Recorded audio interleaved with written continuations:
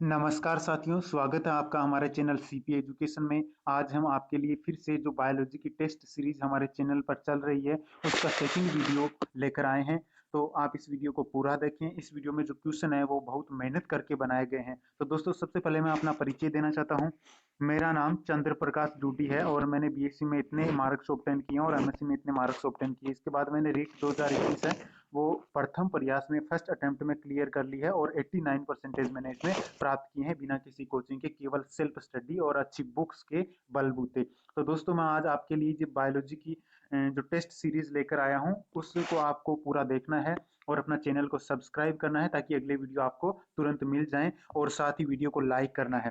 दोस्तों, मैं first grade biology की तैयारी कर रहा हूं और मैं सोचता हूं कि मैं जो क्वेश्चन तैयार करता हूं उनको मैं अपने दोस्तों के साथ, अपने भाइयों और बहनों के साथ शेयर करूं। तो सबसे पहले दोस्तों, मैं आपसे माफी मांगना चाहूंगा क्योंकि मुझे जो पिछला वीडियो मैंने डाला था उसके बाद दूसरा वीडियो डालने में काफी दिन का वक्त लग गया, क्योंकि समय अभाव के कारण मैं ऐसा शीघ्र नहीं कर पाया। तो दोस्तों, आज के जो प्रश्न है उनको हम देखते हैं किस प्रकार के प्रश्न है। तो चलिए शुरू करते हैं।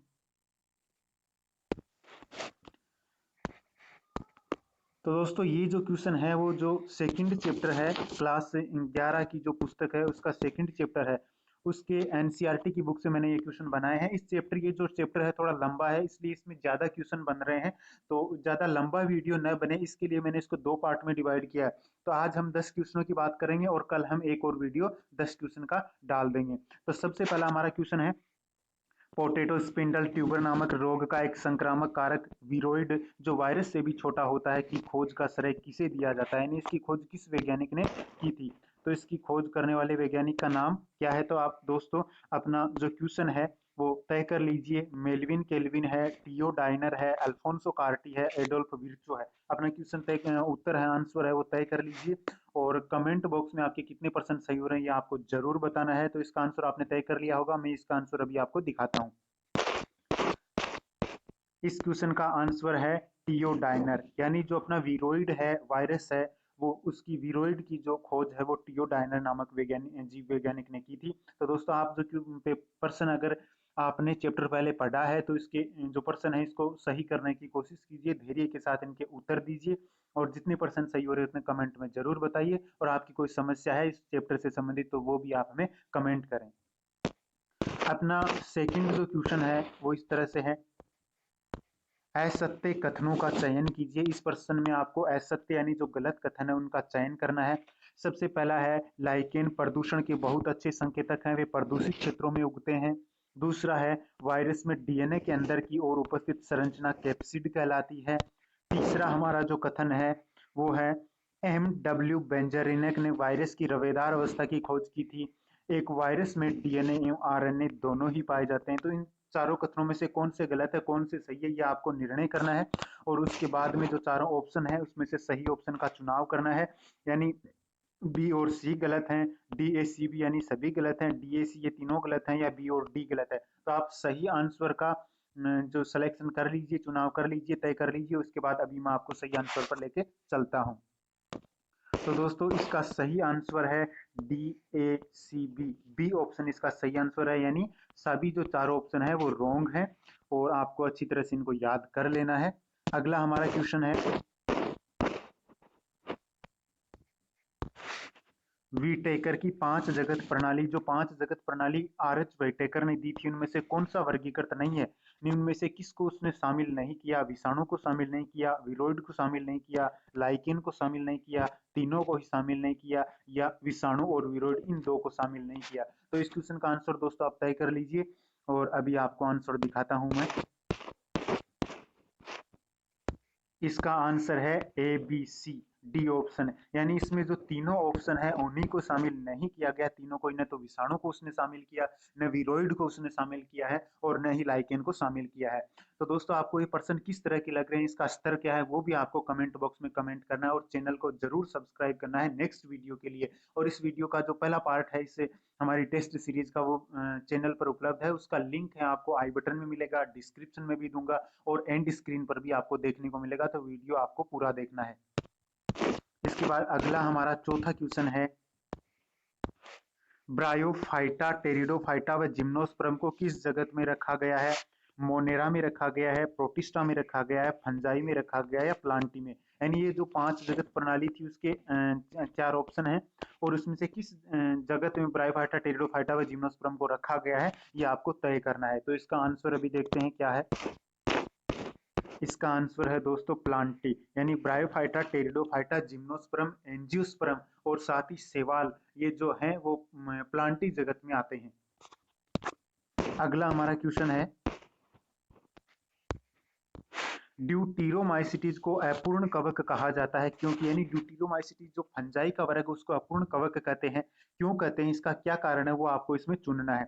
सबसे पहला इसका ऑप्शन है, इसकी केवल अलैंगिक अवस्था ज्ञात है, यानी केवल अलैंगिक अवस्था ज्ञात है इसलिए इसको अपूर्ण कवक कहते हैं। या फिर दूसरा ऑप्शन है, अलैंगिक अवस्था ज्ञात नहीं है। तीसरा ऑप्शन है, कायिक अवस्था ज्ञात नहीं है। और इसका जो चौथा ऑप्शन है वो है इसकी लैंगिक अवस्था ज्ञात नहीं। इसमें कौन सा सही आंसर है वो आपको तय कर लेना है। अभी आंसर देखिए, इसका सही आंसर है, इसकी लैंगिक अवस्था ज्ञात नहीं है इसलिए इसको क्या कहते हैं, अपूर्ण कवक कहा जाता है। यानी ड्यूटीरियमाइसिटीज के जितने भी सदस्य हैं उनको अपूर्ण कवक कहा जाता है, इसकी लैंगिक अवस्था ज्ञात नहीं है। चलते हैं नेक्स्ट क्वेश्चन की ओर। छठा क्वेश्चन है, असत्य कथनों का चयन कीजिए। इस क्वेश्चन में भी आपको जो गलत कथन है उनका चयन करना है। ड्यूटीरोमाइसिटीज केवल अलैंगिक बीजाणुओं कोनिडिया द्वारा जनन करते हैं। दूसरा ऑप्शन है, ट्राइकोडर्मा, अल्टरनेरिया व कोलिटोट्राइकम ड्यूटीरोमाइसिटीज में आते हैं। अस्टिलागो व पक्सिनिया बेसिडियोमाइसिटीज के सदस्य हैं। न्यूरोस्पुरा एस्कोमाइसिटीज का सदस्य है। इसमें से कौन सा ऑप्शन गलत है वो आपको चुनाव करना है। तो तय कर लीजिए आप अपना आंसर, असत्य कथन कौन सा है। अब चलिए हम इसमें ऑप्शन देते हैं, सी और डी असत्य है, ए असत्य है, कोई असत्य नहीं है यानी सभी सत्य हैं, या फिर ए बी सी असत्य हैं। तो इसका आंसर तय कर लीजिए। अभी मैं आपको आंसर दिखाता हूं। इसका आंसर है सी ऑप्शन, कोई नहीं। इसका मतलब सभी जो है वो राइट हैं, सारे ऑप्शन राइट हैं। और अगला हमारा क्वेश्चन है 7वें नंबर का, न्यूरोस्पोरा को पादप जगत के ड्रोसोफिला के नाम से जाना जाता है। क्यों क्यों जाना जाता है न्यूरोस्पोरा को पादप जगत के ड्रोसोफिला के नाम से। इसमें ऑप्शन का आपको चुनाव करना है। 4 ऑप्शन है। फर्स्ट ऑप्शन है, ड्रोसोफिला मक्खी के पंखों के समान इसके पुष्प होते हैं इसलिए उसको न्यूरोस्पोरा कहा जाता है, पादप जगत का ड्रोसोफिला कहा जाता है। ड्रोसोफिला का उपयोग जैव रासायनिक व आनुवंशिक प्रयोगों में सर्वाधिक किया जाता है, ये कारण है। या फिर तीसरा और चौथा ऑप्शन है, सी ऑप्शन है अपना, न्यूरोस्पोरा ड्रोसोफिला की तरह बहुत प्रसिद्ध जीव है।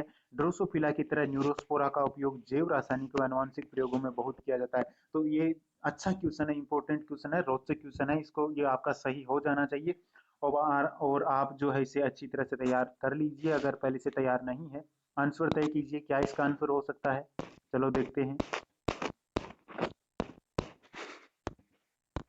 इसका आंसर है, ड्रोसोफिला की तरह न्यूरोस्पोरा का उपयोग जैव रासायनिक व आनुवंशिक प्रयोगों में बहुत किया जाता है, इसीलिए ड्रोसोफिला को जो पादप जगत है उसका न्यूरोस्पोरा को पादप जगत का ड्रोसोफिला कहा जाता है। ड्रोसोफिला का उपयोग जो प्राणी है तो प्राणी जगत में उसका उपयोग आनुवंशिक और जैविक प्रयोगों में सबसे ज्यादा किया जाता है। तो पादप जगत में न्यूरोस्पोरा का प्रयोग किया जाता है, तो इसीलिए पादप जगत का ड्रोसोफिला न्यूरोस्पोरा को कहा जाता है।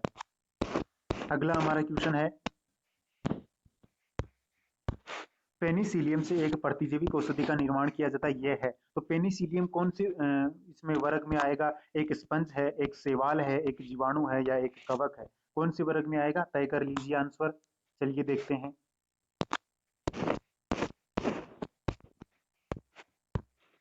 इसका सही आंसर है एक कवक। पेनिसिलियम एक कवक है, फंजाई है और फंजाई समूह में आता है।